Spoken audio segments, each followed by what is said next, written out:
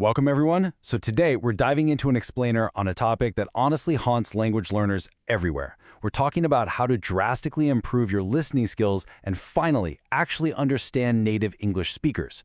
You know, it feels like everyone out there is just obsessively focused on speaking perfectly or nailing their pronunciation, right?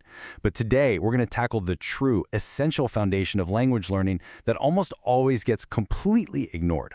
But before we jump into the strategies, I really want you to ask yourself something. Why does this one specific skill feel so incredibly frustrating for so many of us?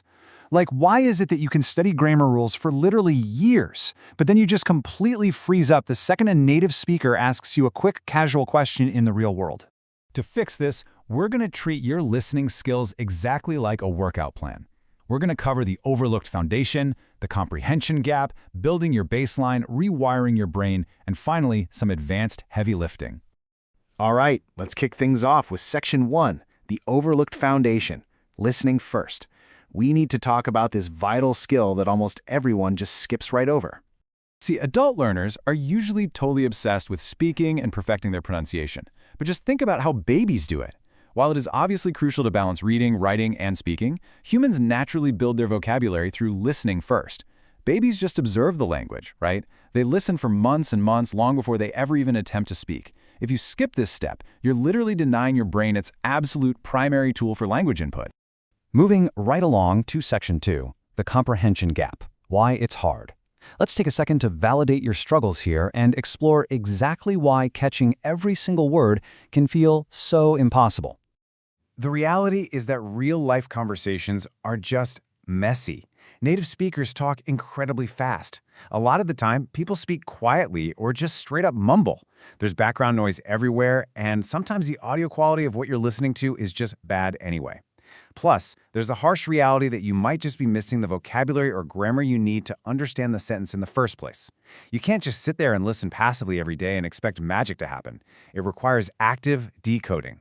And seriously, don't beat yourself up over this, because whether it's trying to decipher actors mumbling in some intense movie scene or just super fast song lyrics, even native listeners rely on subtitles. I mean it, native speakers regularly look at each other and go, "Wait, what did they just say?" It is totally normal and happens across all languages.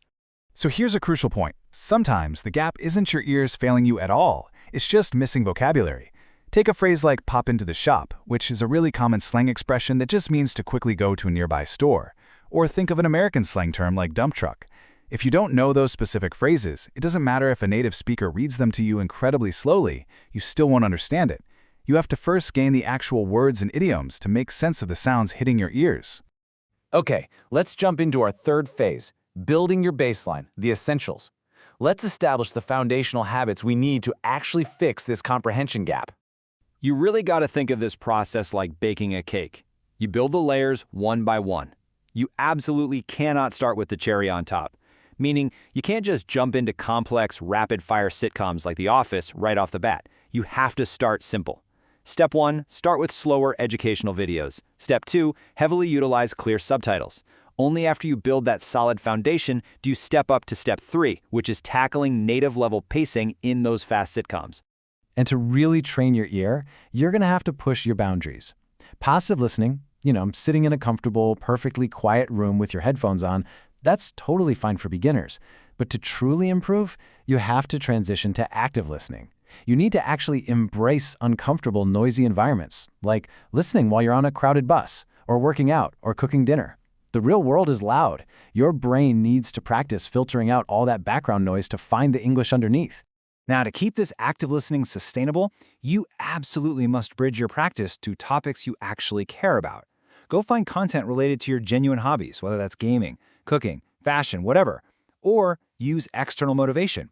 If you're learning English to pass a specific exam, or, say, get a career in finance, then go listen to podcasts and interviews about finance. When you connect the language to your actual life goals or interests, it stops feeling like a chore, it stops feeling like studying, and becomes something that genuinely drives you. All right, so building on that baseline, let's explore some specific, tactical techniques to fundamentally change how you hear things. Welcome to Section 4, Rewiring Your Brain, Tactical Training. Okay, here is a massive roadblock for learners, trying to understand every single word individually. Native speakers just do not communicate in textbook words. They speak in chunks. So something like, do you want to go, gets mashed together into a really fast, you want to go? You absolutely have to train your ear to catch these blended, almost musical phrases, rather than getting stuck trying to isolate perfectly pronounced dictionary words. And when you hit a phrase you don't know, literally just pause whatever you're watching and make a flashcard.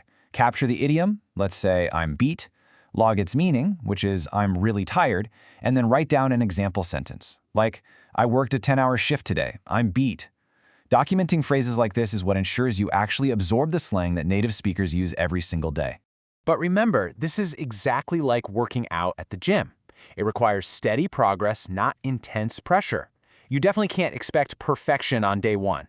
Instead, you've got to set manageable mini goals over time. So in week 1, maybe you just try a single episode of a show with English subtitles.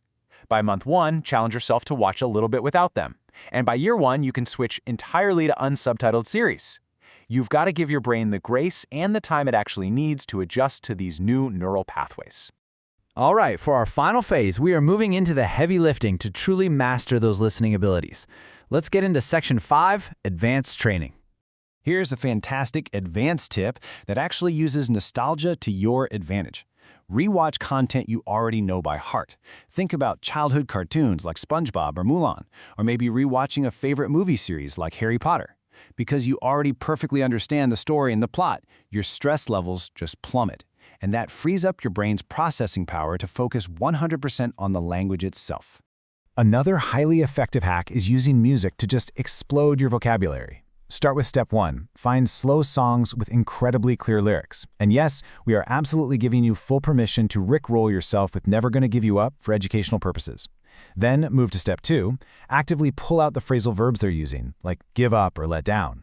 Finally, for step 3, you can transition over to fast pop and rock songs to really test your ear's speed limit. Now keep in mind, real English isn't a single monolith. It comes in a massive global variety, so you need to deliberately practice comparing accents. Just look at the word can't. An American accent uses a very flat ah sound, but a British BBC accent uses a deep eh sound. And if you add Australian, Irish, or South African to the mix, it varies even more. You have to actively expose your ears to this rich variety so you aren't just completely thrown off your game when you travel or hop on a high-stakes business call. Okay, let's dive into your absolute final push, the bonus challenge. Once you've really built up that baseline, you need to bravely face fast, unsubtitled speech like sitcoms or live interviews. And I'm going to be totally honest with you here, you are going to feel completely lost at first. That is entirely normal. But if you just push through that discomfort, your brain will literally be forced to adapt to the speed and rhythm of natural conversation. So keep listening, keep leaning into the challenge. Ask yourself, what kind of English do you actually want to master first? Which accent are you going to train your ear with today? Pick something to watch, turn off those subtitles, and get to work. Thank you so much for joining me for this explainer, and happy listening.